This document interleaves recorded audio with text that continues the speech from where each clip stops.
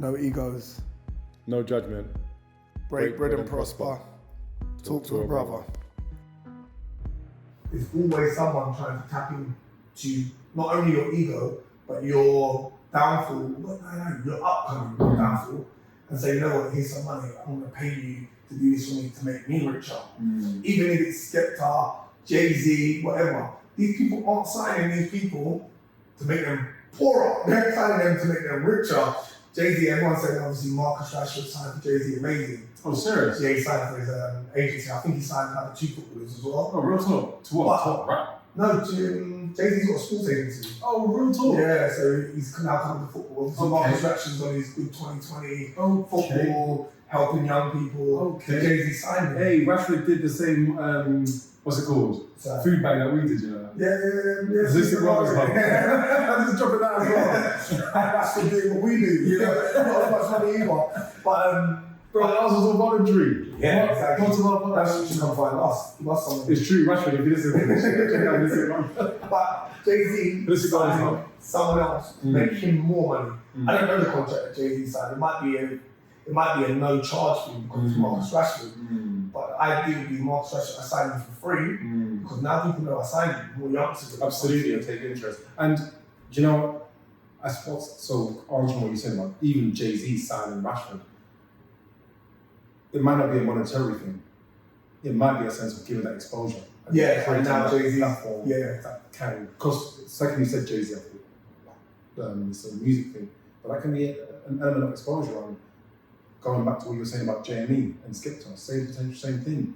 There can be people, the time and era and atmosphere within society and narrative that there was when JME, Skepta, Kano, Gets, Rich, Wiley, all of these guys were up and coming, double, you know? Yeah. It's different now. These guys were having the same, we were having similar battles to what Soul Solid, Heartless were having, different platforms.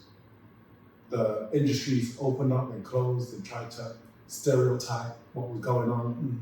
This era now, in this generation of 2020, after the protest and George Floyd and everything that's happening, it's a completely different platform.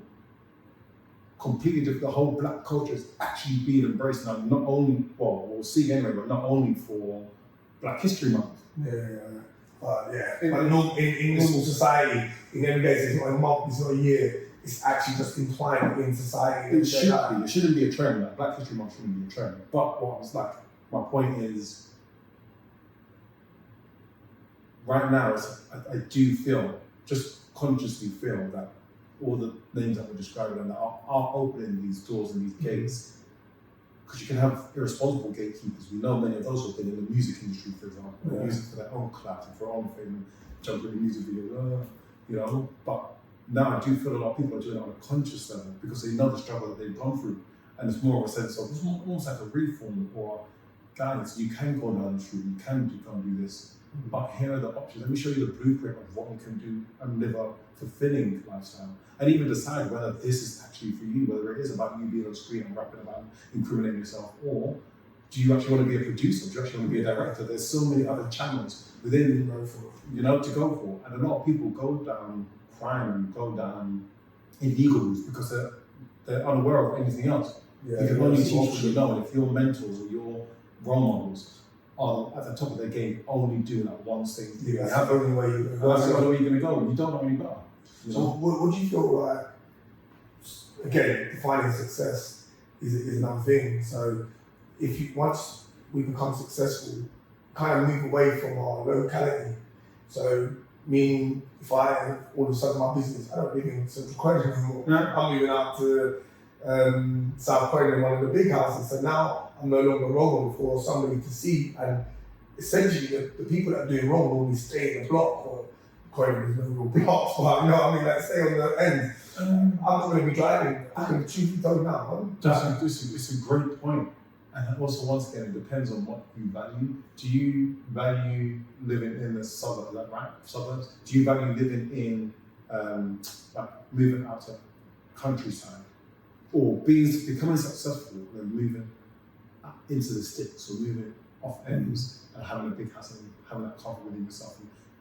Is that your piece where you find out, I'm just asking rhetorically, is that your piece? Or is it to be able to get yourself up to a level where you have financial freedom, and then you can start actually reforming the community that you've grown up in. If you've grown up in a community, and you know it's a disadvantaged community, and you've seen poverty, you've grown up in poverty, and it's around you, and you have to leave to study or involve yourself, empower yourself, and develop and grow.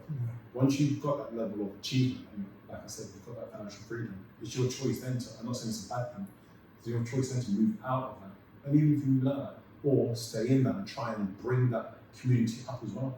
How do you make more community leaders? The reason why I'm asking that, is because if you now take your family, and you have family, you've got kids and everything else, and you take your family and put them in a new community, which isn't designed for you, which isn't actually designed for you to thrive, doesn't actually welcome you, like on face value, yes, but you're not for that community, and you're now creating another problem for your children and your new legacy, that are now in a new community, that they're thinking, oh shoot, I'm looking around and there's nobody like me. When I actually go to people that are around me, I'm alienated. If I go to a school and I try and communicate and engage, I'm actually alienated.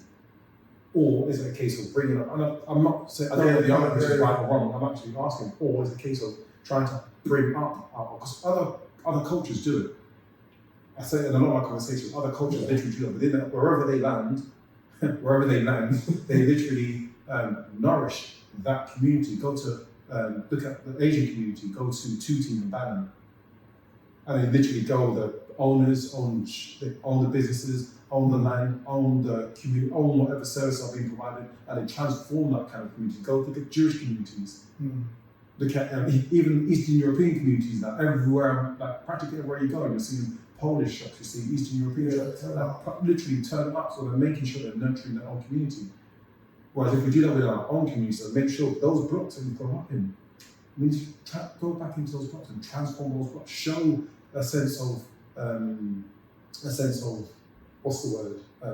Create an environment where we would want to value ourselves and that we actually respect as well. So even if you see somebody pissing on the corner or see somebody graffitiing, you as a child are like, hey, this is our community, stop. See somebody loitering, hey, this is our community, stop.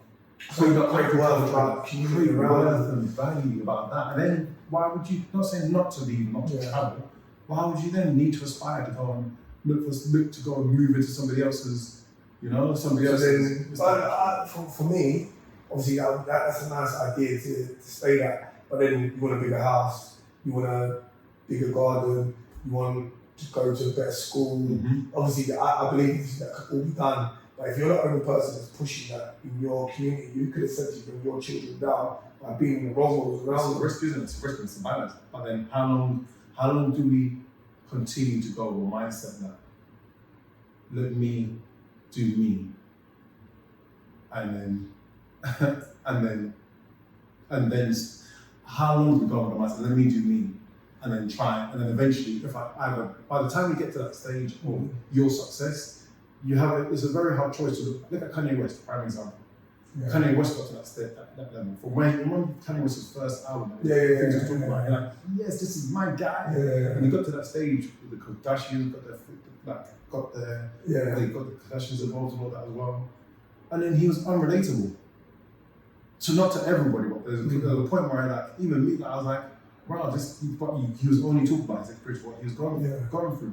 He's gone from poverty to now, all the people in his network are presidential level. All those are the only people that he can actually relate in terms of wealth-wise, not conscious-wise, but wealth-wise. So the people who he is talking to are people from president levels, that level. And then imagine Kanye West going to say, oh yeah, you kid, this is what you do, that kid, that. Man, silver spoon my ass, man. That come and see.